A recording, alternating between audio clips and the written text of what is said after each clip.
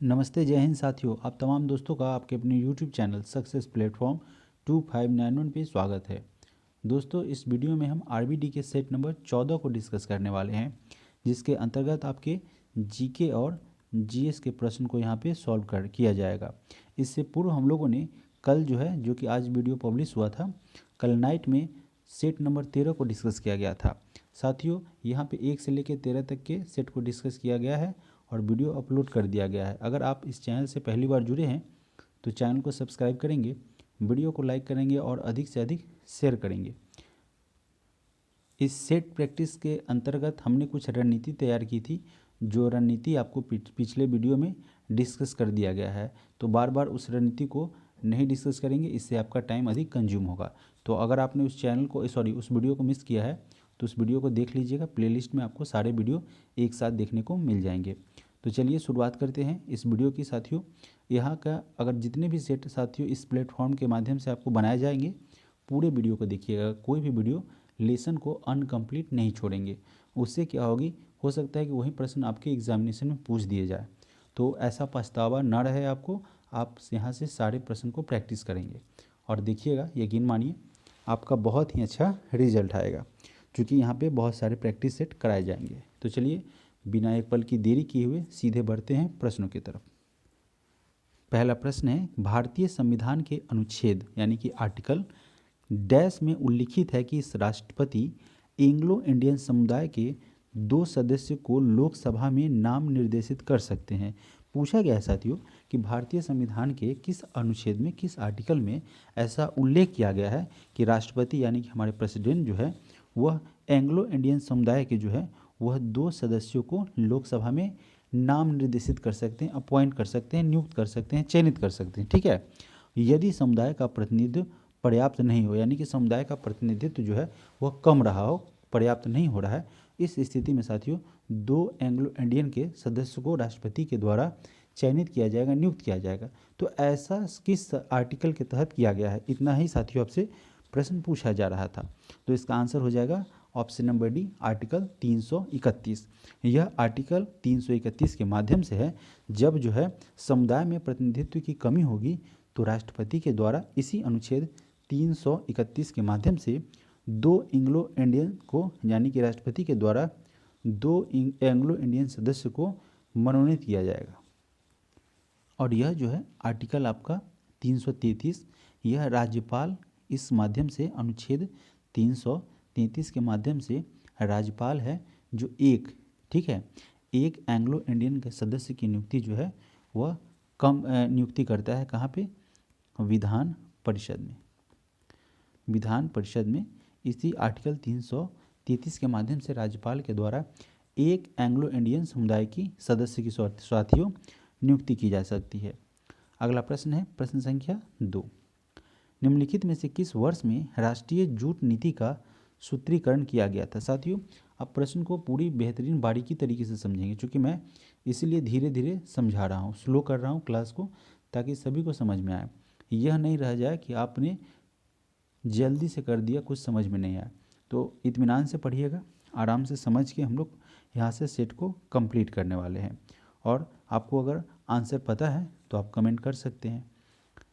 प्रश्न में कह रहा है कि किस वर्ष में राष्ट्रीय जूट नीति सूत्रीकरण किया गया था और इसका उद्देश्य उत्पादकता में वृद्धि, गुणवत्ता में और जूट किसानों को अच्छी कीमत सुनिश्चित करना और प्रति हेक्टेयर उपज में वृद्धि करना था।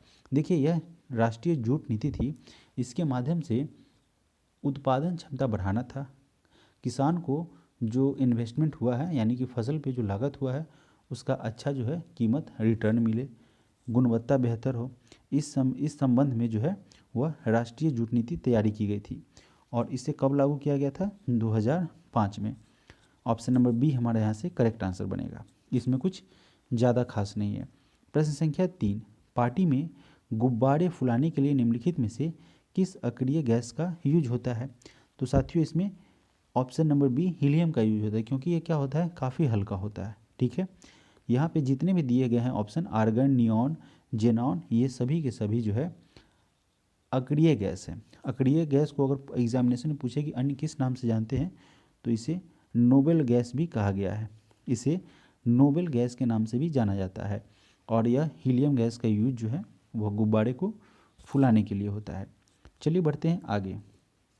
प्रश्न संख्या 4, प्रथम राष्ट्रमंडल खेलों का आयोजन इनमें से किस वर्ष में किया गया था? तो साथियों यह ब्रिटेन के द्वारा किया गया था कनाडा में और 1930 में किया गया था। ब्रिटेन देखिए फिर से गलत हो गया, ब्रिटेन के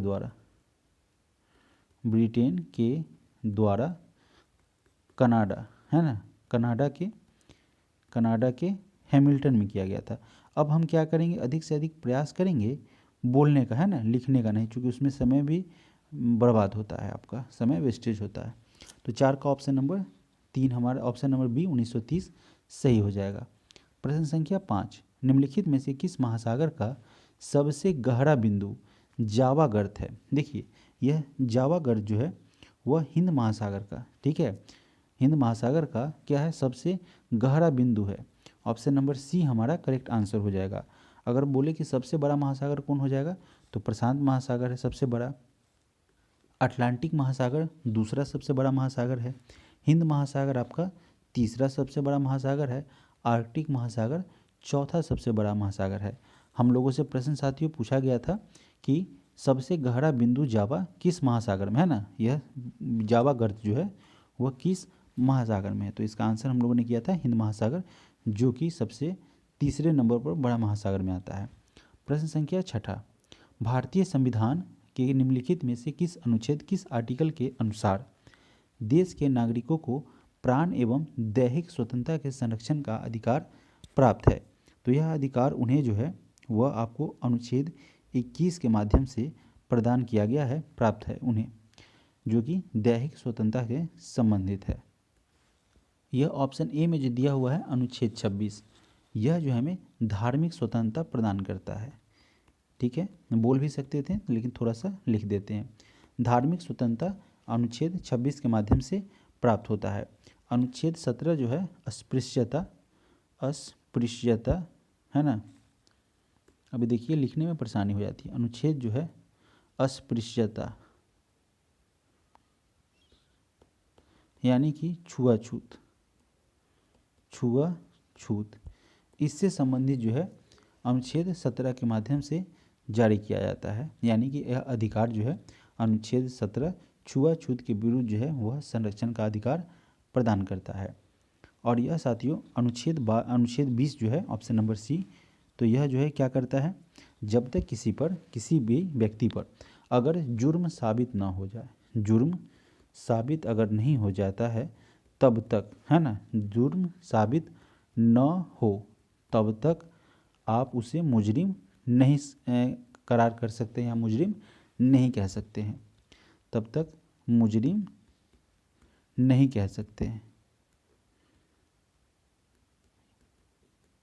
यह आपको जो है अनुच्छेद 21 प्रदान करता है। तो फिलहाल इसका आंसर क्या हो गया आपका, अनुच्छेद 20 प्रदान करता है। ऑप्शन डी अनुच्छेद 21 जो है वह उसी के अनुसार प्राण एवं दैहिक स्वतंत्रता का अधिकार दिया गया है नागरिकों को। प्रश्न संख्या 7, भारत सरकार की आयुष्मान भारत योजना के तहत एक परिवार को मिलने वाले वार्षिक स्वास्थ्य कवर की राशि कितनी है? तो यह है 5 लाख, ठीक है। 7 का ऑप्शन नंबर ए हमारा यहाँ से करेक्ट आंसर हो जाएगा। इसको पहली बार यानी कि इसकी शुरुआत की गई थी 23 सितंबर 2018 को, कहाँ से, झारखंड से। नरेंद्र मोदी ने इसकी शुरुआत जो है वह 23 सितंबर 2018 से 23 सितंबर 2018 को झारखंड से इसकी शुरुआत की थी। साथियों बढ़ते हैं अगले प्रश्न की तरफ। प्रश्न संख्या 8, केरल में मनाया जाने वाला ओणम नामक भारतीय त्यौहार कितने दिन तक चलाया जाता है या मनाया जाता है? तो यह 10 दिनों तक चलता है और यह जो है ओणम वह केरल का प्रसिद्ध त्यौहार है। वैसे तो फसल के लिए, अच्छी फसल के लिए इसे मनाया जाता है और कुछ कथाएं भी इसके लिए प्रचलित है कि राजा बलि जो था उसी के सम्मान में, चूँकि उन्होंने जब उनको विष्णु जी ने क्या किया था, वामना अवतार धारण करके उनके सर पे पैर रखा था, 2 गज या 2.5 गज भूमि मांगी थी, तो उन्होंने पूरा नाप दिया था, फिर अंतिम बोला था कि भाई कहाँ रखें, तो उसके सर पे रखा था और वह नीचे दब गया था। तो उसी के बाद राजा बलि ने क्या किया था, चूँकि इतना कहानी नहीं पूछेगा एग्जामिनेशन में, लेकिन फिर भी बता देते हैं कि वो क्या करता है कि पूछता है कि मुझे कुछ वर दीजिए।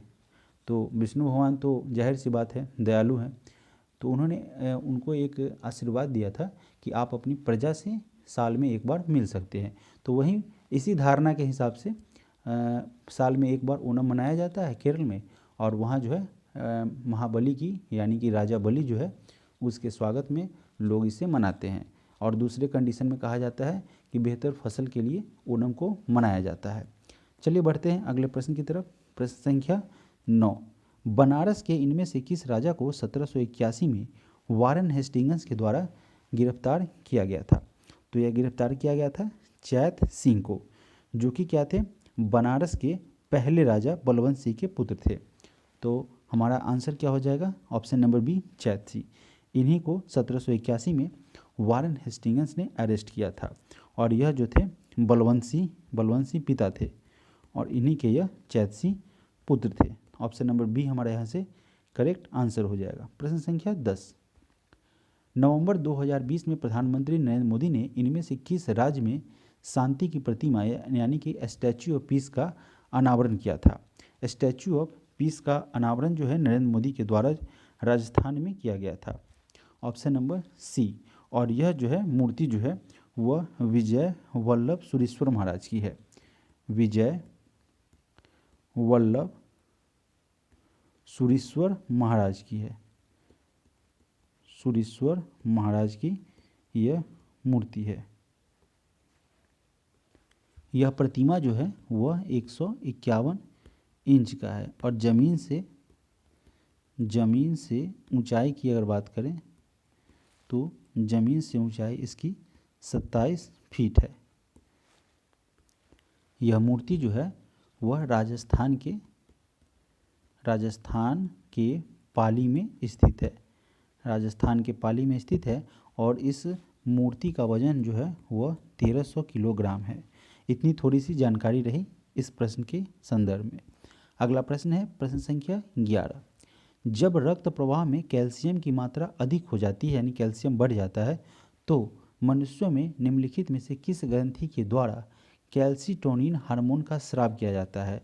यानी कि यह ग्रंथि जो है ना, जब कैल्शियम की मात्रा अधिक हो जाएगी तो यह कैल्सिटोनिन हार्मोन का क्या करेगी, स्राव करेगी। तो यह किस ग्रंथि के द्वारा इसका स्राव किया जाता है? तो यह हो जाएगा थायराइड ग्रंथि। प्रश्न संख्या 12, निम्नलिखित में से किस वर्ष में गांधी इरविन यानी कि गांधी इरविन पैक्ट ऐसा भी बोला जाता है, इस समझौते पर हस्ताक्षर किए गए थे? तो यह समझौता जो है वह 5 मार्च 1931 को हुआ था। 5 मार्च 1931 को हुआ था। अंग्रेज़ों ने गांधी जी से निवेदन किया था कि सविनय अवज्ञा आंदोलन को क्या कर दें, स्थगित कर दें, आंदोलन स्थगित कर दे।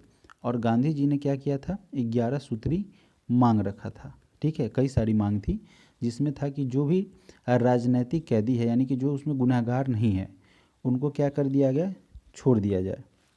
और इन्होंने इसकी शुरुआत जो है वह दांडी मार्च का जो यात्रा था उसी से इस सविनय अवज्ञा आंदोलन की इन्होंने शुरुआत की थी।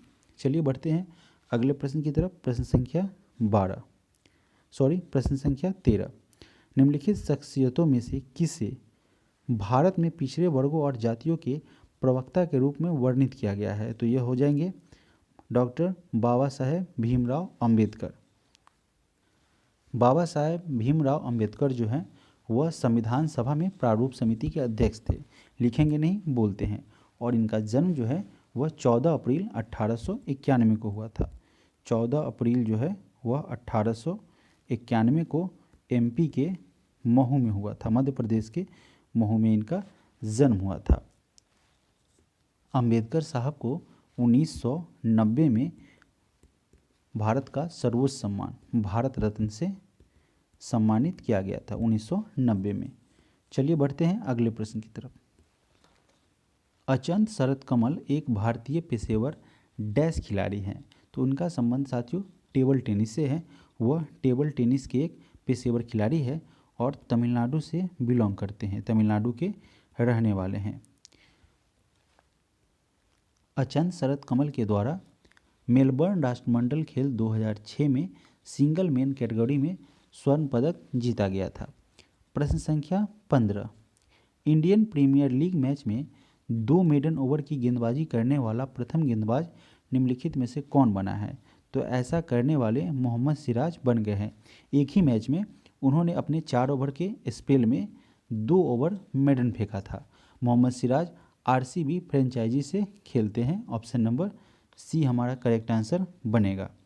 अगला प्रश्न है प्रश्न संख्या 16। और साथियों हो सकता है एक प्रश्न बने कि यह मेडन जो उन्होंने 2 ओवर फेंका था वह किस टीम के खिलाफ फेंका था? तो आईपीएल में कोई देश की टीम नहीं है, फ्रेंचाइजी है, फ्रेंचाइजी मैच होता है और उन्होंने केकेआर के खिलाफ 2 ओवर जो है मेडन फेंका था। ठीक है, 4 ओवर के स्पेल में से। ऐसा करने वाले वो पहले गेंदबाज बने थे। अगला प्रश्न है प्रश्न संख्या 16, शहीदी सभा त्यौहार निम्नलिखित में से किस राज्य के द्वारा मनाया जाता है? तो इसे पंजाब के द्वारा सेलिब्रेट किया जाता है। ऐसा इसलिए चूँकि जोरावर सिंह और फतेह सिंह की शहादत के सम्मान के रूप में इसे मनाया जाता है। यह जो है गुरु गोविंद सिंह के पुत्र थे। सिखों के कुल 10 गुरु हुए थे और 10वें गुरु कौन थे? गुरु गोविंद सिंह। इन्हीं के पुत्र जोरावर सिंह, देखिए जोरावर सिंह और फतेह सिंह, इन्हीं के 2 पुत्र थे और इन्हीं की कुर्बानी में इसे सेलिब्रेट किया, सेलिब्रेट तो नहीं कहते साथियों, इन्हीं के शहादत के रूप में इसे मनाया जाता है। और इसको जो है औरंगजेब ने इन दोनों लड़कों को औरंगजेब ने क्या किया था? जिंदा दीवारों में चुनवा दिया गया था, यानी खड़ा करके इनके साइड में पूरा दीवार जोड़ दिया गया था, दीवारों में चुनवा दिया गया था। अगला प्रश्न है प्रश्न संख्या 17, बाणभट्ट ने राजा डैश की जीवनी लिखी है? तो देखिए हर्षवर्धन की जीवनी उन्होंने हर्षचरित राम से लिखी है, जो कि किन्होंने लिखी है? बाणभट्ट के द्वारा लिखा गया था। यह हर्षवर्धन के दरबारी कवि थे, हर्षवर्धन के दरबारी कवि थे। हर्षवर्धन की अगर हम बात करें तो यह कन्नौज का शासक था। हर्षवर्धन कन्नौज का शासक था। अगला प्रश्न है प्रश्न संख्या 18, निम्नलिखित में से कौन grand parents bag of stories की लेखिका है? तो इस शीर्षक को दादा दादी की कहानी के संबंधित जो है इसे लिखा गया है सुधा मूर्ति के द्वारा। वह जो है इन्फोसिस फाउंडेशन की जो है अध्यक्ष हैं। नारायण मूर्ति की यह पत्नी है। तो ऑप्शन नंबर डी हमारा करेक्ट आंसर बनेगा। प्रश्न संख्या 19, भारत में किस निर्जन द्वीप में एक पक्षी अभयारण्य स्थित है? यानी कि देखिए साथियों, पक्षी अभयारण्य की बात कह रहा है और पूछ रहा है कि वह किस द्वीप पे स्थित है। तो यह आपका हो जाएगा पिट्टी द्वीप। ठीक है, ऑप्शन नंबर ए। इस पिट्टी द्वीप की अगर बात करें तो यह अरब सागर में लक्षद्वीप में स्थित है। अरब सागर में लक्षद्वीप पर यह स्थित है। अरब सागर में लक्षद्वीप पर स्थित है यह पिट्टी द्वीप। प्रश्न संख्या 20, निम्नलिखित में से किस वास्तुकार को ब्रिटिश काल के दौरान नई दिल्ली के मुख्य भागों में इमारतों की योजना बनाने और उन्हें डिजाइन करने का श्रेय दिया जाता है? तो यह श्रेय दिया जाता है एडविन लुटियंस को। Option number C. इनके द्वारा जो है वह भारतीय संसद और राष्ट्रपति भवन का भी डिजाइन तैयार किया गया था। ऑप्शन नंबर सी हमारा करेक्ट आंसर है। बढ़ते हैं अगले प्रश्न की तरफ। प्रश्न संख्या 21, निम्नलिखित में से कौन सा द्वीप यूनेस्को विश्व धरोहर स्थल है जिसमें मुख्य रूप से हिंदू भगवान शिव को समर्पित गुफा मंदिरों का संग्रह है? तो यह आपका क्या हो जाएगा? एलिफेंटा द्वीप। ऑप्शन नंबर बी हमारा यहाँ से करेक्ट आंसर बनेगा। यह एलिफेंटा द्वीप जो है वह महाराष्ट्र में स्थित है। इसे 1987 में विश्व धरोहर सूची में शामिल किया गया था। यूनेस्को के द्वारा विश्व धरोहर सूची में शामिल किया गया था 1987 में। यह आपका एलिफेंटा द्वीप जो है वह gateway of India, gateway of India इससे जो है 10 किलोमीटर की दूरी पर स्थित है। 10 किलोमीटर का रेंज है यहाँ से एलिफेंटा द्वीप की। और यह साथियों यहाँ पे सबसे प्रसिद्ध अगर बात की जाए तो यहाँ पे 6.1 मीटर जो है वह शिव की मूर्ति है। देखिए इसको फिर से लिखते हैं, 6.1 मीटर शिव की त्रिमूर्ति है, 3 मुखों वाला त्रिमुखी जो है मूर्ति है। यह यहाँ पे सबसे ज़्यादा फेमस है। ऑप्शन नंबर बी हमारा यहाँ से करेक्ट आंसर हो जाएगा। और यहाँ पे ज़्यादा समय नहीं देंगे, बढ़ेंगे अगले प्रश्न की तरफ। निम्नलिखित में से कौन सा समुद्री बंदरगाह हिंद महासागर में स्थित नहीं है? अकॉर्डिंग टू ऑप्शन आपका क्या बनेगा? मनीला। ठीक है, ऑप्शन नंबर ए हमारा करेक्ट आंसर हो जाएगा। जबकि जकार्ता जो कि इंडोनेशिया में है, चेन्नई भारत का में पड़ता है, और मेलबोर्न ऑस्ट्रेलिया की राजधानी है। तो यह सब आपका कहाँ चला जाता है? हिंद महासागर में स्थित है। और मनीला फिलीपींस जो है वह हिंद महासागर में नहीं पड़ता है। यह आपका जो है पश्चिमी प्रशांत महासागर में पड़ता है। पश्चिमी प्रशांत महासागर में यह क्षेत्र पड़ता है, मनीला फिलीपींस बंदरगाह, पश्चिमी प्रशांत महासागर। चलिए साथियों बढ़ते हैं हम अगले प्रश्न की तरफ। प्रश्न संख्या 23। अगर साथियों आपको अच्छा लग रहा है डिस्कशन तो प्लीज़ लाइक कर दें और इसे अधिक से अधिक शेयर भी करें। अगर चैनल से पहली बार जुड़े हैं, वीडियो को पहली बार देख रहे हैं, तो आप सब्सक्राइब कर लीजिए। आपको यहाँ पे बेहतर एनालिसिस देखने को मिलेगा। प्रश्न संख्या 23 में कह रहा है कि इसरो का जो प्रस्तावित मिशन था शुक्रयान, यह मिशन कौन से ग्रह के अध्ययन के लिए किया गया है? स्टडी के लिए। तो यहाँ पे प्रश्न से ही जो है आंसर क्लियर हो जा रहा है। शुक्रयान का जो मिशन तैयार किया गया है वह शुक्र ग्रह के वायुमंडल के अध्ययन के लिए इसे तैयार किया गया है। तो ऑप्शन नंबर सी हमारा यहाँ से करेक्ट आंसर बनेगा। इसे दिसंबर 2024 के आसपास, ठीक है, दिसंबर 2024 के आसपास लॉन्च करने का प्लान बनाया गया है।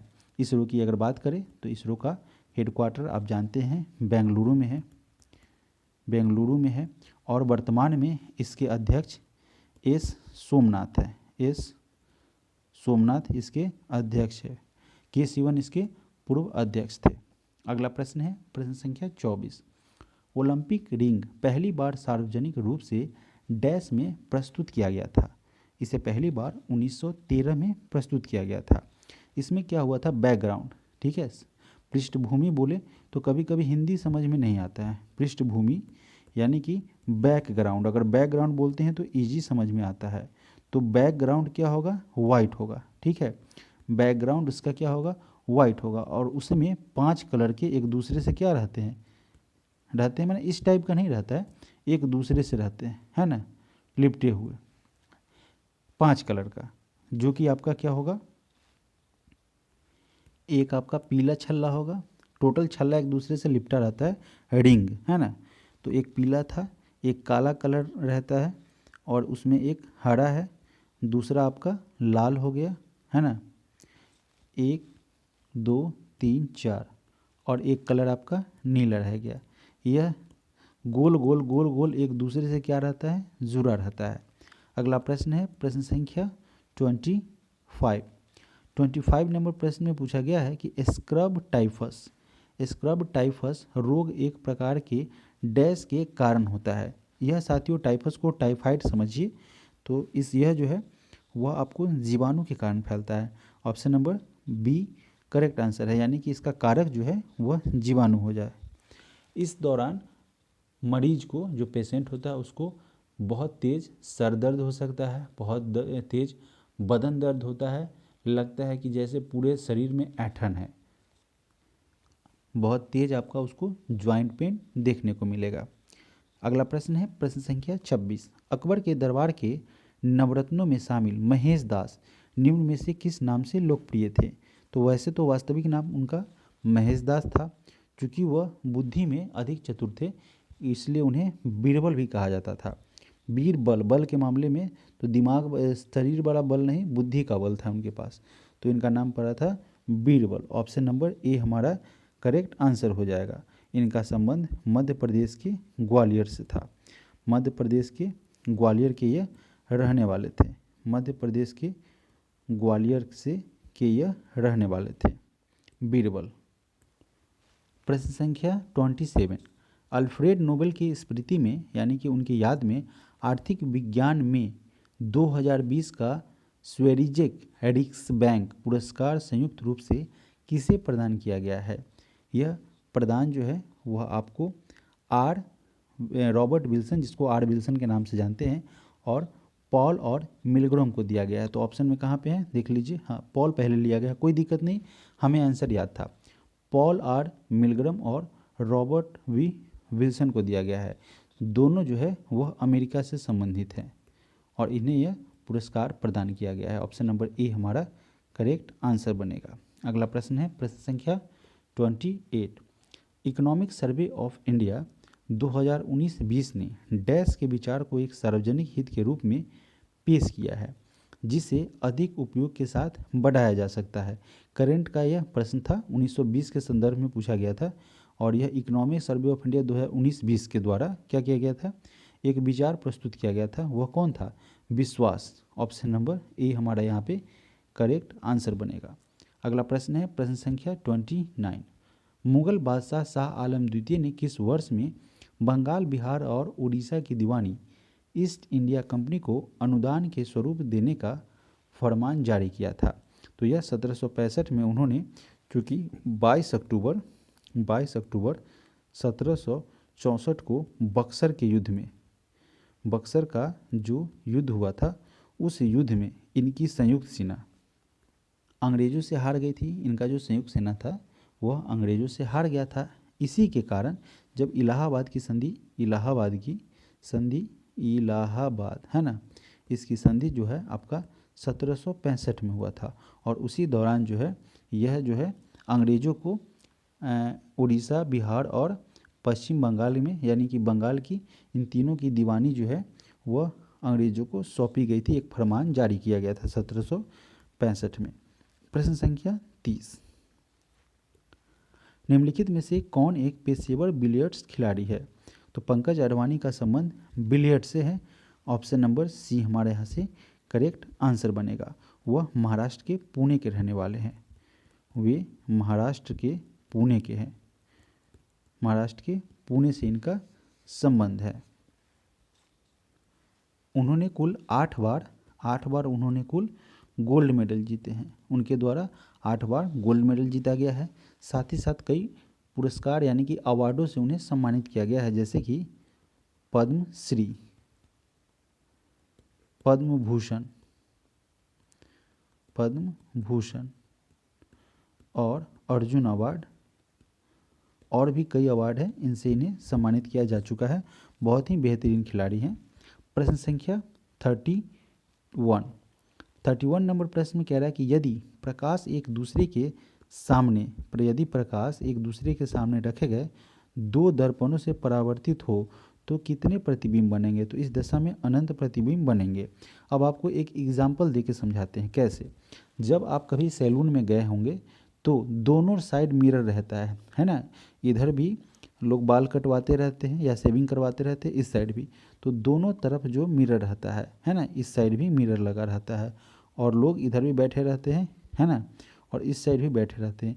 इस कंडीशन में जब आप इस मिरर में आप इस तरफ फेस करके बैठे रहेंगे और देखेंगे तो पीछे में आपको दिखाई देगा कि इस मिरर में कि पीछे बहुत सारे, फिर और नीचे गर्दन झुकाइएगा तो और दिखाई देगा, फिर और डाउन कीजिएगा गर्दन को तो और दिखाई देगा। यानी कि इस कंडीशन में जो है वह अनंत प्रतिबिंब बनते हैं। प्रश्न संख्या 32, मोहनजोदड़ो में मिले महास्नानागार को डैश की परत चढ़ाकर जलरोधी बनाया गया था। देखिए उसमें क्या किया गया था, एक प्राकृतिक चारकोल था, उसका एक लेयर लगाया गया था, लेयर चढ़ाया गया था और जिससे क्या था, यह जलरोधी था। ऑप्शन नंबर सी हमारा करेक्ट आंसर बनेगा। यह मोहनजोदड़ो जो था वह सिंधु घाटी सभ्यता का एक उन्नत शहर था। उन्नत शहर यानी कि नगर नियोजन के मामले में, नगर नियोजन के मामले में बहुत ही आगे था। नगर नियोजन के लिए मोहनजोदड़ो जाना जाता है और अपने विशाल स्नानागार के लिए भी यह जाना जाता है। मोहनजोदड़ो का शाब्दिक अर्थ होता है मृतकों का टीला। अगर वर्तमान में बात करें तो वर्तमान में पाकिस्तान के सिंध प्रांत में यह पुरातात्विक स्थल पाया जाता है। अगला प्रश्न है साथियों प्रश्न संख्या 33, भीमा देवी को समर्पित प्राचीन मंदिर कहाँ स्थित है? तो यह आपका पड़ता है हरियाणा पिंजौर में। ऑप्शन नंबर डी हमारा यहाँ से करेक्ट आंसर बनेगा। यह जो है देवी दुर्गा का है एक रूप है, शाकंभरी देवी का, ठीक है, उन्हीं का यह एक स्वरूप है। इस मंदिर को 8वीं शताब्दी में बनवाया गया था। 8वीं शताब्दी में इस मंदिर का निर्माण करवाया गया था। अगला प्रश्न है प्रश्न संख्या 34। अधिवृक्क ग्रंथियाँ मानव शरीर के किस अंग में स्थित होती है? यह जो है आपका वृक्क पर स्थित होती है, किडनी पर स्थित होती है, ठीक है। अगर आप किडनी, चूँकि मुझे तो पिक्चर ड्रॉ करने नहीं आ रहा है, मान लेते हैं किडनी है, चूँकि बीज का आकार का रहता है, बीज का आकार का रहता है। मान लीजिए यह किडनी है, दो है ना, इससे यह पार्ट जुड़ा हुआ है, इससे यह पार्ट जुड़ा हुआ है, इस तरीके का मान लेते हैं किडनी है। तो किडनी है तो उस पर क्या होता है, इस साइड वाले पे ट्रायंगुलर टाइप का जो है यह चढ़ा होता है, क्या चीज़, अधिवृक्क।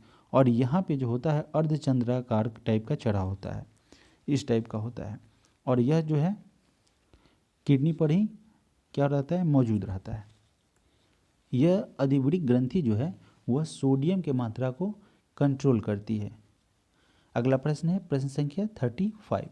भारत के किस राज्य में मानिक वंश का शासन था? किस राज्य में मानिक वंश शासन करता था? तो यह त्रिपुरा, इसका संबंध है मानिक वंश के राजा का, वह त्रिपुरा में हुआ करता था मानिक वंश का शासन। ऑप्शन नंबर ए हमारा करेक्ट आंसर हो जाएगा। प्रश्न संख्या 36। विभिन्न देशों को वर्गीकृत करने में यानी क्लासिफाइड करने में विश्व बैंक के द्वारा उपयोग किया जाने वाला मुख्य मापदंड निम्नलिखित में से कौन सा है? तो इसका निर्धारण प्रति व्यक्ति आय के मामले में प्रति व्यक्ति आय के माध्यम से की जाती है, ठीक है। और वर्तमान में भारत की प्रति व्यक्ति आय की अगर बात करें 2023 के डाटा के संबंध में, तो यह आपका 2 लाख, ठीक है, 2,03,082 है। ऑप्शन में आपको 1 लाख, 1.5 लाख, 2 लाख, 3 लाख ऐसे दिया रहेगा, तो एग्जैक्टली आप अप्रोक्स रहता है दिया हुआ, तो 2 लाख आप करेक्ट आंसर करेंगे। अगला प्रश्न है प्रश्न संख्या 37। भारतीय संविधान का कौन सा अनुच्छेद भारतीय संविधान में मंत्रिपरिषद की भूमिका और जिम्मेवारियों का वर्णन करता है? तो यह आर्टिकल अनुच्छेद 74। बहुत सारे आर्टिकल हैं, आप सभी को अगर पढ़ेंगे तो आपको याद तो नहीं रहेगा, लेकिन बार बार जब आप रिवीजन करेंगे इसी माध्यम से, यानी कि सेट प्रैक्टिस के माध्यम से, तो आपके लिए इतना आसान होगा जितना आप सोच नहीं सकते हैं। तो सेट प्रैक्टिस रेगुलर रखें, मिस नहीं करें, वीडियो को कंप्लीट देखें, तब आपका याद हो जाएगा।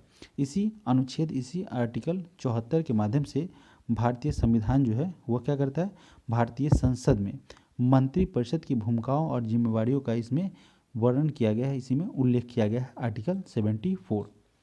प्रश्न संख्या 38। राज्य की परिषद राज्यसभा में कामकाज, इसकी प्रक्रिया और आचरण के किस नियम के तहत राज्यसभा के सभापति उपसभापति के पैनल में 6 सदस्यों को नामित करते हैं, जिनमें से एक सभापति और उपसभापति दोनों की अनुमति में सदन की अध्यक्षता करता है? देखिए यह नियम जो है यह नियम नंबर 12 है, ठीक है। ऑप्शन नंबर डी हमारा यहाँ से करेक्ट आंसर बनेगा। चूँकि दोस्तों राज्यसभा जो है वह उच्च सदन होता है और उच्च सदन की जो है वह अध्यक्षता जो है वह सभापति उसकी अध्यक्षता करते हैं। जब सभापति उपस्थित नहीं रहेंगे तब क्या करेगा, उपसभापति इसकी अध्यक्षता करेंगे। नियम 8 के अनुसार जब दोनों की गैर मौजूदगी हो तो पैनल में नामित वरिष्ठतम सदस्य राज्यसभा की अध्यक्षता करते हैं।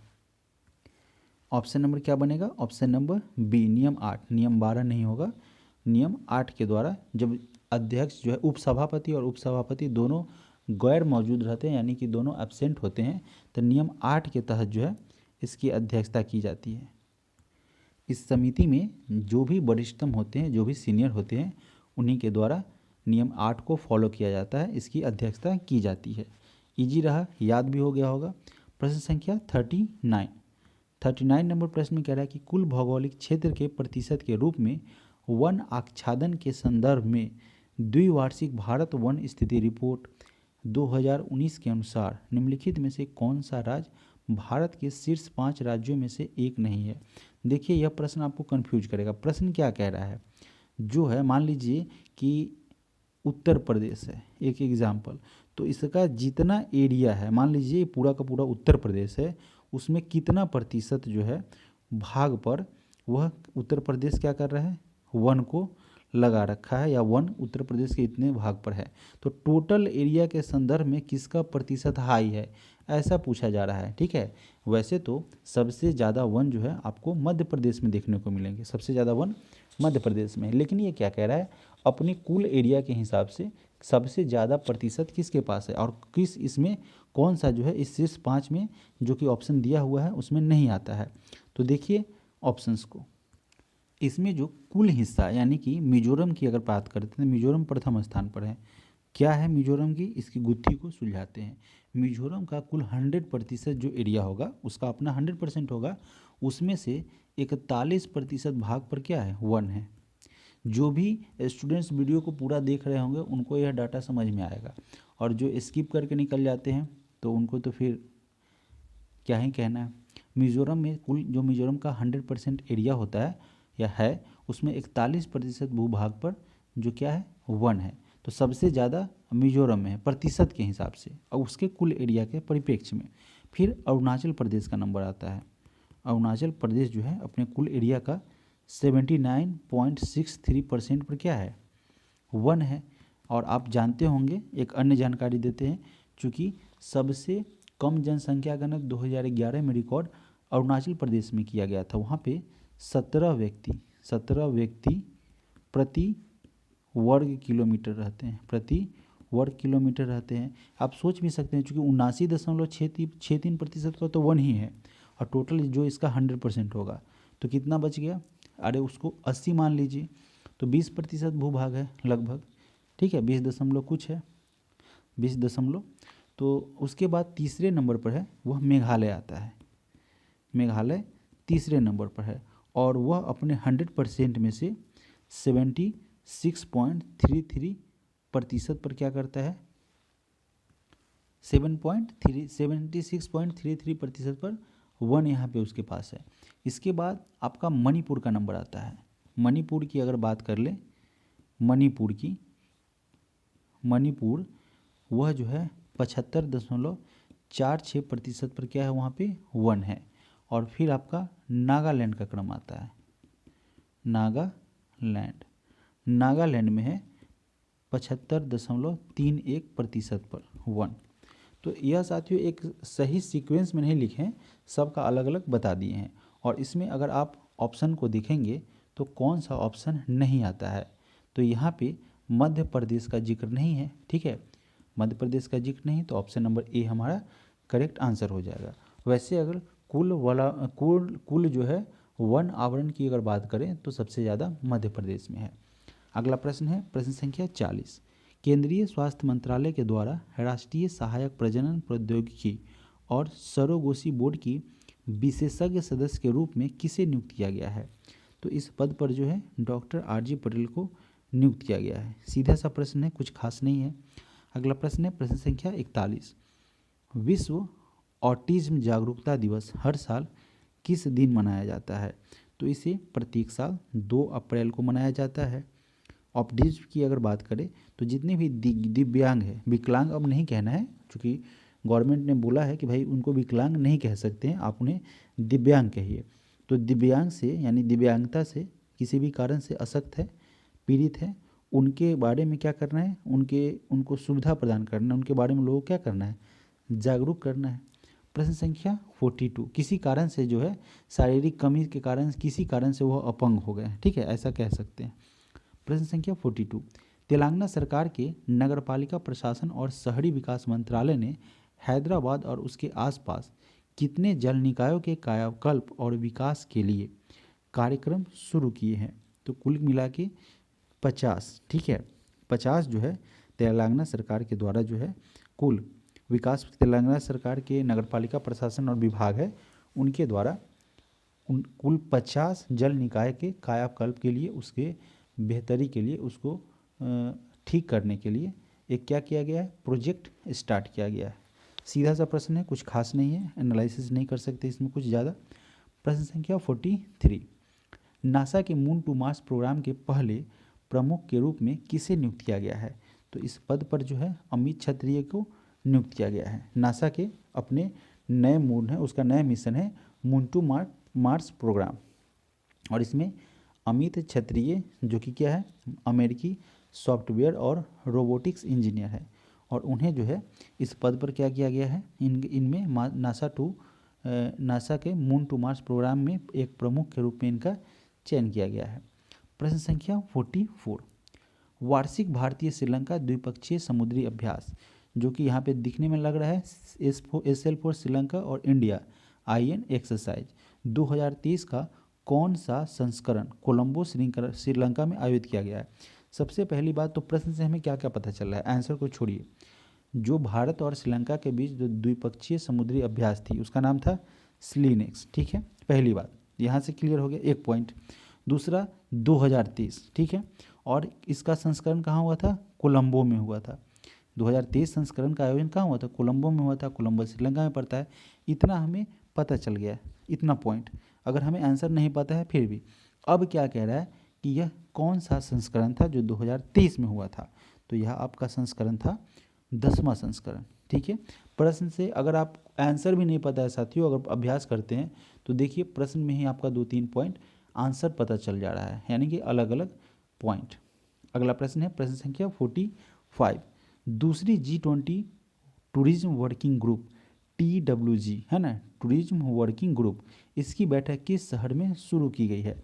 इसका शुरुआत किया गया है पश्चिम बंगाल के सिलीगुड़ी में। ऑप्शन नंबर ए हमारा यहाँ से करेक्ट आंसर बनेगा, और इसकी शुरुआत जो है सिलीगुड़ी और दार्जिलिंग इन दो जगहों पर की गई थी। 1 से 3 अप्रैल 2023 के मध्य। प्रश्न संख्या 46, रक्षा मंत्रालय ने देश की रक्षा क्षमताओं को बढ़ाने के लिए घरेलू उत्पादों के साथ लगभग 5400 करोड़ रुपए की कुल लागत पर कितने एग्रीमेंट पर अनुबंध पर हस्ताक्षर किए हैं। तो कुल एग्रीमेंट जो है वह 3 अनुबंध था, जो कि डिफेंस मिनिस्ट्री के द्वारा जो है वह डिफेंस कैपेसिटी को, डिफेंस पावर को डेवलप करने के लिए, बढ़ाने के लिए, इंक्रीज करने के लिए जो 3 एग्रीमेंट पर कुल 5400 करोड़ रुपए की लागत से क्या किया गया है, हस्ताक्षर किया गया है 5400 करोड़ रुपए का।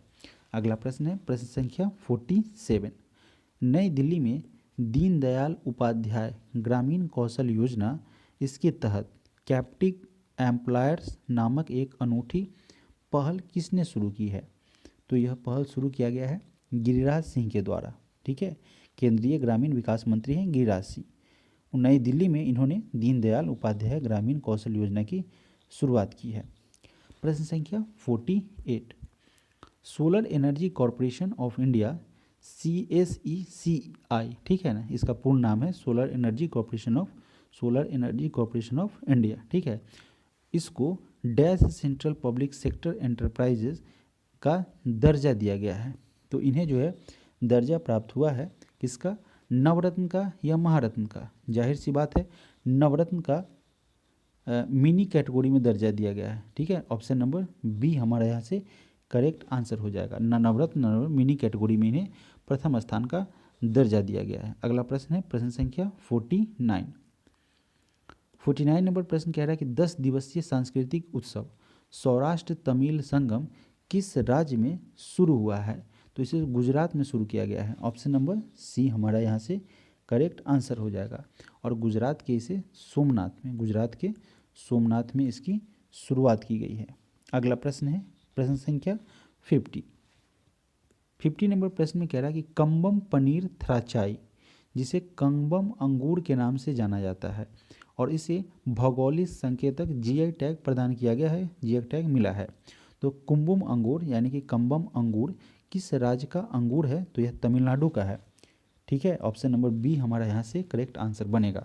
इसमें भी बहुत कुछ ज़्यादा नहीं है। देखिए GI टैग की अगर हम बात करते हैं तो GI टैग किसी भी वस्तु, किसी भी प्रोडक्ट की वैश्विक स्तर पर यानी कि इंटरनेशनल मार्केट में एक पहचान बनाता है, जिसके माध्यम से अधिक लोग उससे जुड़ पाते हैं। तो क्या होगा, उस प्रोडक्ट की सेल होगी, उससे क्या होगा, उस स्टेट को इनकम जनरेट होगा, उस इनकम जनरेट से किसानों को क्या बेनिफिट मिलेगा, तो उनको मुआवजा मिलेगा। मुआवजा इन द सेंस कि अगर कोई प्रोडक्ट का वो क्या करते हैं, किसी भी वस्तु का, किसी भी फसल का, किसी भी आपको फ्रूट का वो उत्पादन करते हैं, तो उसको अगर जीआई टैग मिलता है तो उसका अधिक से अधिक इंटरनेशनल मार्केट में मांग होगा, तो ये अधिक उपजाएंगे तो इनसे अधिक मुनाफा होगा, जीडीपी ग्रोथ होगा, बहुत सारी जो है वो फ़ायदा होता है जीआई टैग प्रदान करने से। चलिए आगे बढ़ते हैं अगले प्रश्न की तरफ। प्रश्न संख्या 51। भारत का सबसे नया नाभिकीय ऊर्जा संयंत्र कौन सा है?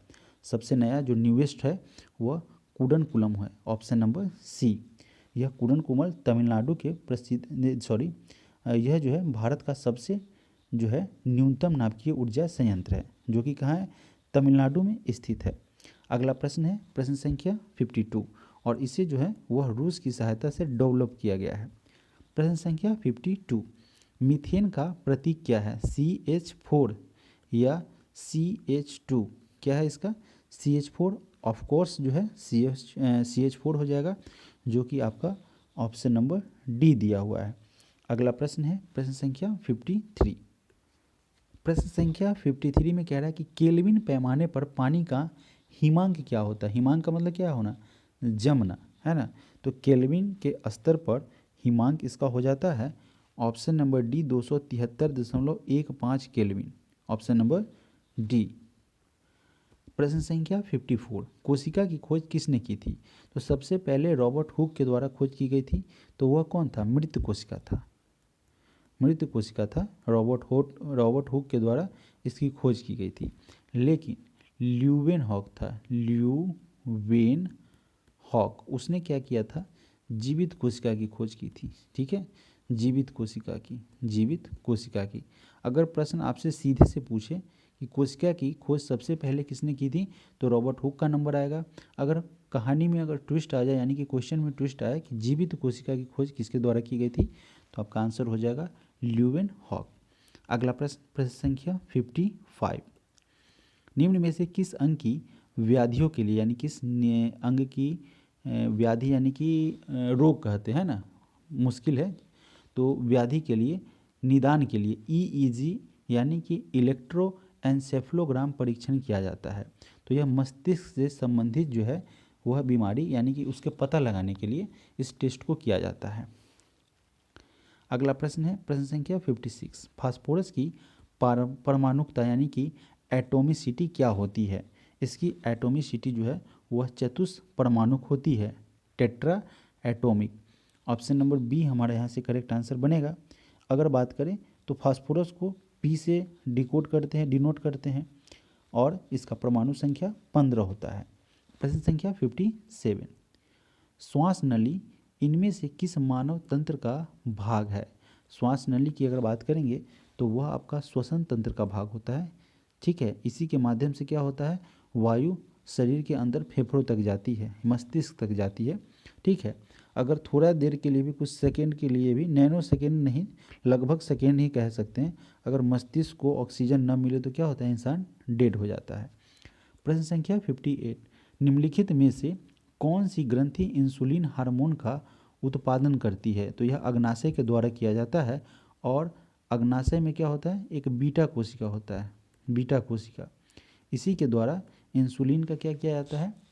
स्रावन किया जाता है ना। लैंगरहैंस की द्वीप का बहुत सारा चीज़ है, अगर आप पढ़ेंगे तो अग्नाशय में क्या होता है? लैंगरहैंस की द्वीप का होती है, लैंगरहैंस की। हम जल्दी करते हैं तो आपको लगता है कि भाई कॉपी कर रहे हैं, चूँकि है थोड़ा सा, लेकिन वीडियो लंबा बनने लगता है, इसलिए मैं थोड़ा जल्दी करता हूँ। तो लैंगरहैंस की द्वीप का होती है, लैंगरहैंस की द्वीप का, और उसमें होता है आपका बीटा कोशिका, और इसी बीटा कोशिका के द्वारा जो है वह आपका इंसुलिन हार्मोन का स्रावन किया जाता है, यानी कि इंसुलिन हार्मोन को स्रावित किया जाता है, स्रावित, है ना। और अगर इसमें कमी हो जाती है तो क्या होता है? शुगर हो जाता है, यानी कि शुगर लेवल बढ़ जाता है, यही इसका सिस्टम है। अगला प्रश्न है प्रश्न संख्या 59, निम्नलिखित में से कौन सी विद्युत चुम्बकीय तरंग है? ऑप्शन आपसे दिया हुआ है अल्फा, एक्स, श्रव्य और बीटा किरण। विद्युत चुम्बकीय तरंग इनमें से कौन सी है?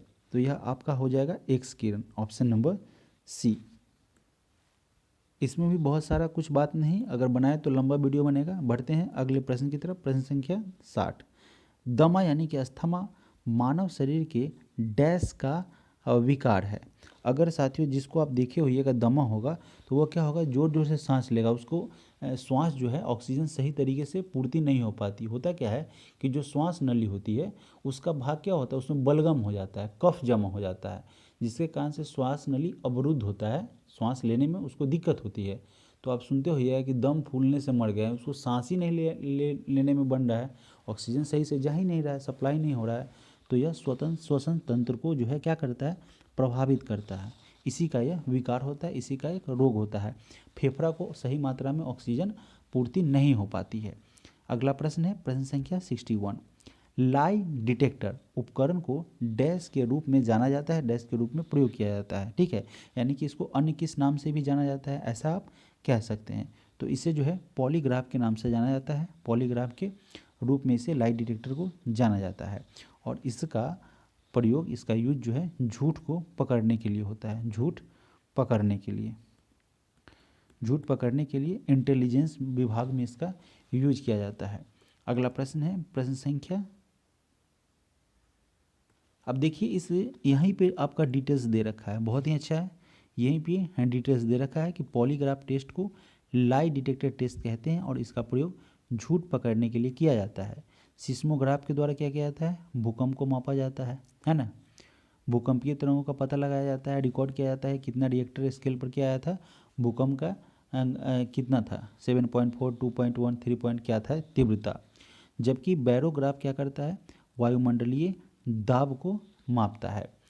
प्रश्न संख्या 62। माइक्रोसॉफ्ट एक्सेल में वर्कबुक डैश का एक संग्रह होता है। जब आप कंप्यूटर चलाए होइएगा, माइक्रोसॉफ्ट एक्सेल को अगर आप ओपन करते हैं तो वहाँ पे आप देखिए होइएगा वर्कशीट होता है। ऑप्शन नंबर सी हमारा क्या बनेगा, करेक्ट आंसर बनेगा। प्रश्न संख्या 63। अब इसका हम जो है आपको प्रैक्टिकल नहीं करा सकते, यानी कि लैब नहीं दे सकते हैं, इतना आप समझते होंगे। प्रश्न संख्या 63। थायरोक्सिन के संश्लेषण के लिए कौन सा तत्व जो है वह आवश्यक होता है। तो आप जानते होंगे आयोडीन जो है इसके लिए महत्वपूर्ण पोषक तत्व होता है, जो कि थायरोक्सिन के संश्लेषण के लिए क्या है, नेसेसरी होता है। अगला प्रश्न है प्रश्न संख्या 64। 64 नंबर प्रश्न कह रहा है कि प्रोटियम में कितने न्यूट्रॉन मौजूद होते हैं। तो इसमें कुल 0 न्यूट्रॉन होते हैं, नगण्य होता है, नगण्य न्यूट्रॉन होता है प्रोटियम में। इसमें आपका प्रोटीन एक होता है, प्रोटीन एक होता है, जबकि न्यूट्रॉन 0 होता है। प्रोटियम हाइड्रोजन का जो है वह सबसे क्या है, प्रचुर मात्रा में उपलब्ध समस्थानिक होता है। प्रश्न संख्या 65। वायु में मौजूद निम्नलिखित में से कौन सा तत्व चांदी की वस्तुओं को काला कर देता है। यानी कि उसमें क्या मौजूद होता है कि आप देखते होइएगा, जैसे चांदी का पायल ही घर में कोई पहन रही है तो आप देखिएगा काला काला परत जम जाता है ना। तो जब वे वायु के संपर्क में आती है तो किसके कारण काला हो जाता है, तो वह हो जाता है गंधक के कारण, सल्फर के कारण, सल्फर के कारण जो है वो क्या हो जाता है, सल्फर के कारण वो क्या हो जाता है, काला हो जाता है। तो ऑप्शन नंबर बी हमारे यहाँ से करेक्ट आंसर बनेगा। अगला प्रश्न है प्रश्न संख्या 66। 66 नंबर प्रश्न कह रहा है कि निम्नलिखित में से कौन सा यह निर्धारित करता है कि रासायनिक अभिक्रिया नहीं हुई है। तो यह आपका आकार में, किसी भी चीज़ के साइज में, जैसे मान लीजिए लोहा है, ठीक है ना, ये लोहा का एक पाइप है और उस पर देखिएगा ना क्या होगा, उस पर थोड़ा थोड़ा थोड़ा थोड़ा जंग लगेगा तो थोड़ा सा साइज में क्या होगा, चेंजिंग होगा। तो रासायनिक अभिक्रिया हुई है कि नहीं हुई है उससे तब पता चलता है कि उसके आकार में चेंजेस आएंगे। ऑप्शन नंबर ए हमारे यहाँ से करेक्ट आंसर बनेगा। प्रश्न संख्या 67।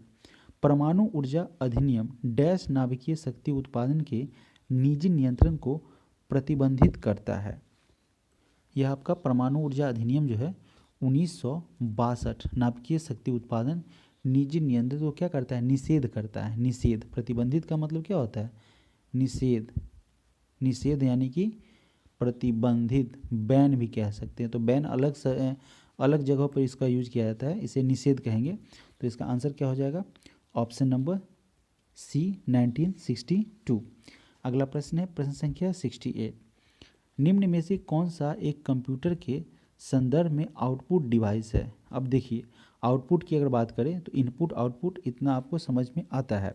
इसका आंसर क्या हो जाएगा, प्लॉटर। प्लॉटर के माध्यम से क्या होता है, एक बहुत बड़ा प्रिंट तैयार किया जाता है, निकाला जाता है। तो वो क्या करता है, प्रिंट देने का काम करता है, तो ये क्या हो गया, प्लॉटर हो गया। तो यह क्या हो गया, आउटपुट डिवाइस हुआ, आउटपुट डिवाइस। अब जैसे अगर हम बात करें मॉनिटर की, तो मॉनिटर पर क्या होता है, पिक्चर दिखाई देता है या कोई डाटा जो कंप्यूटर का हो, तो वो आउटपुट करता है डिस्प्ले पर, तो वो आउटपुट डिवाइस हुआ। फिर उसके बाद अगर प्रिंटर की बात करें तो यह भी आपका आउटपुट डिवाइस हो गया, है ना, जो भी आपको क्या करता है, रिजल्ट शो करता है, दिखाता है, ठीक है ना, तो वो आपका आउटपुट डिवाइस हो गया। अगला प्रश्न है प्रश्न संख्या 69, इनमें से किस प्रकार के अंगों की बुनियादी संरचना एवं उत्पत्ति समान होती है किंतु उनके कार्य जो है, फंक्शंस जो है वह अलग अलग होते हैं। तो हो जाएगा समजात, होमोलोगस, है ना, समजात अंग जो है, किस प्रकार के अंगों की बुनियादी संरचना, यानी कि जो समजात अंग होते हैं एक ही जैसे अंग, उसकी उत्पत्ति समान होगी लेकिन उसका क्या होगा, कार्य अलग अलग होगा। प्रश्न संख्या 70, लैंगिक प्रजननशील प्राणियों में समान गुण के वंशाणुओं के कितने प्रतिरूप मौजूद होते हैं, तो कुल 2 प्रतिरूप जो है उसमें मौजूद होते हैं। प्रजनन के माध्यम से क्या होता है, जो है युग्मक यानी कि गैमीट जो है मिलने से बनती है, उसकी संरचना बनती है ना। तो इसका आंसर क्या हो जाएगा, ऑप्शन नंबर सी। प्रश्न संख्या 71, वर्ल्ड वाइड वेब का आविष्कार किस वर्ष में किया गया था। इसका आविष्कार बर्नर्स ली के द्वारा किया गया था, टिम बर्नर्स ली। सबसे पहले तो इसके आविष्कारक थे टिम बर्नर्स ली, और इसका आविष्कार 1989 में किया गया था, जो कि आपका ऑप्शन नंबर ए में दिया हुआ है। प्रश्न संख्या 72, पाइका, है ना, पाइका नृत्य इनमें से किस भारतीय राज्य से संबंधित है, तो यह उड़ीसा में आपको देखने को मिलेगा पाइका नृत्य। यह युद्ध संबंधी क्या होता है, एक लोक नृत्य होता है। प्रश्न संख्या 73, भारत के निम्नलिखित में से किस एनजीओ को 2019 के लिए संयुक्त राष्ट्र के इक्वेटर पुरस्कार से सम्मानित किया गया है। यह पुरस्कार जो है वह डेक्कन डेवलपमेंट सोसाइटी को दिया गया है। यह एक एनजीओ है जिसको 2019 के लिए संयुक्त राष्ट्र के इक्वेटर पुरस्कार से सम्मानित किया गया है। अगला प्रश्न है प्रश्न संख्या 74, पाकिस्तान का नाम किस वर्ष में गढ़ा गया था। सबसे पहले पाकिस्तान नाम का वर्ड जो है वह रहमत अली चौधरी के नाम पर आया था। चौधरी रहमत अली जो थे उन्होंने सबसे पहले पाकिस्तान की मांग की थी, उसके नाम का जिक्र किया था 1933 में, और वह कैम्ब्रिज विश्वविद्यालय के क्या थे, एक छात्र थे। अगला प्रश्न है प्रश्न संख्या 75, भारत के संविधान का मसौदा तैयार करने के लिए संविधान सभा ने डैश को मसौदा समिति का गठन किया था। तो इसका गठन आपको किया गया था 29 अगस्त 1947 को। अगर हम बात करें तो भारतीय संविधान को, भारत के संविधान को बनने में 2 वर्ष 11 माह और 18 दिन लगे थे इसे तैयार करने में, कुल इतना दिन लगा था। और प्रारूप समिति के अध्यक्ष जो थे, प्रारूप समिति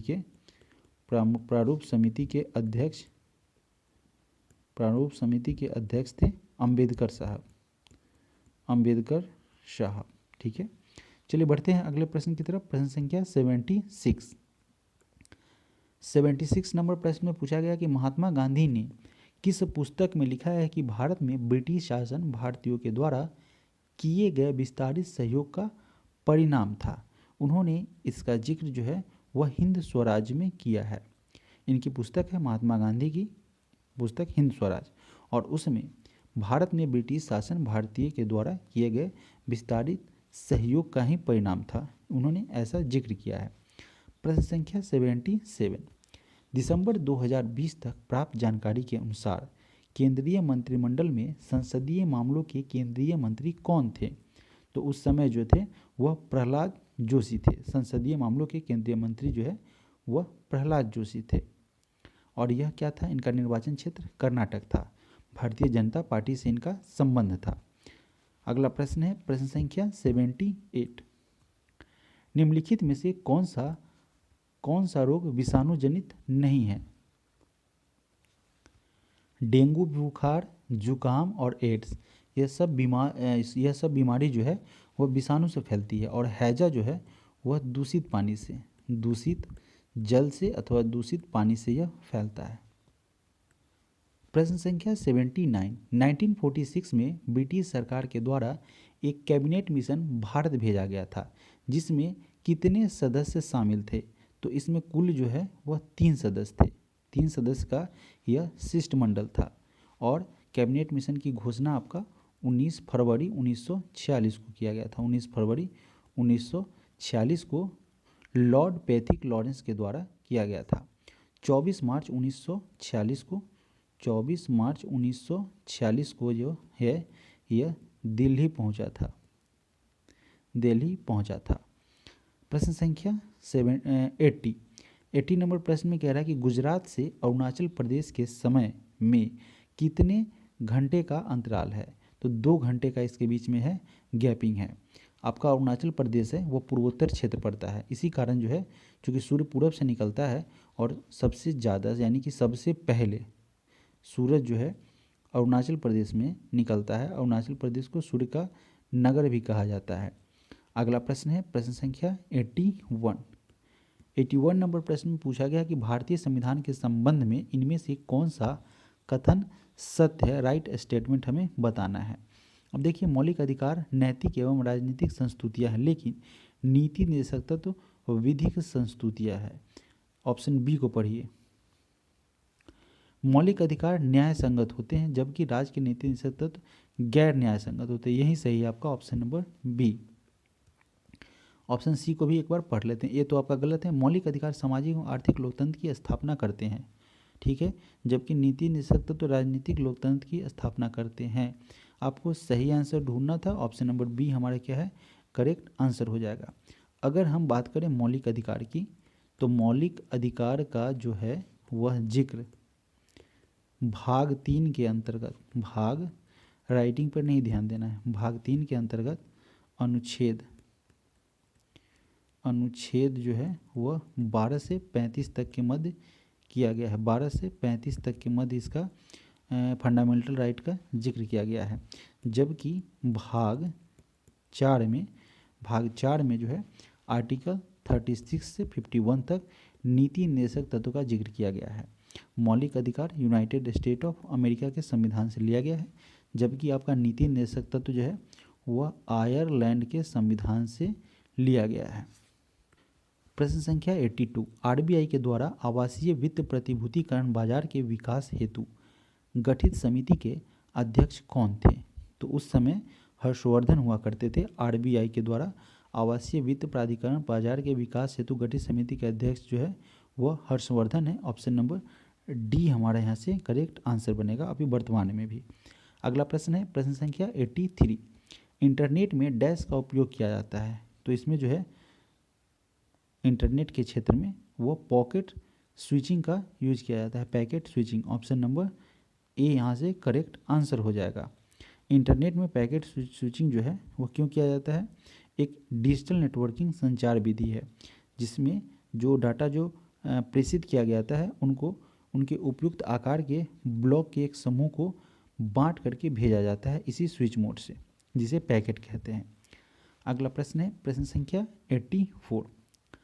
84 नंबर प्रश्न में साथियों पूछा गया है कि संयुक्त राष्ट्र संघ की स्थापना डैश देशों के द्वारा संयुक्त राष्ट्र चार्टर पर हस्ताक्षर के माध्यम से हुई थी? तो जब इसकी स्थापना हुई थी तो उस समय 50 सदस्य देश थे।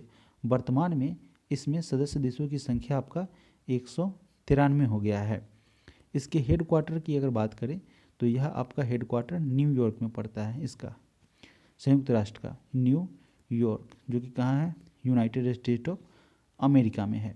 और इसके वर्तमान में महासचिव है एंटोनियो गुटेरस। अगला प्रश्न है प्रश्न संख्या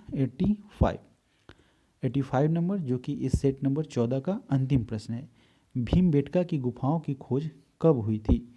इसकी खोज 1957 से 1958 के मध्य किया गया था और इसकी खोज किया गया था डॉक्टर विष्णु श्रीधर वाकनकर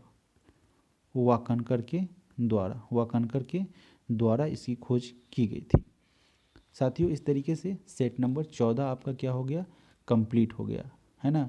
अगर आपने सेट नंबर 13 को नहीं देखा है तो ज़रूर देखिए, बहुत ही शानदार डिस्कशन है, काफ़ी डीप एनालिसिस किया गया है और उसमें आपको मेरा एफर्ट नज़र आएगा।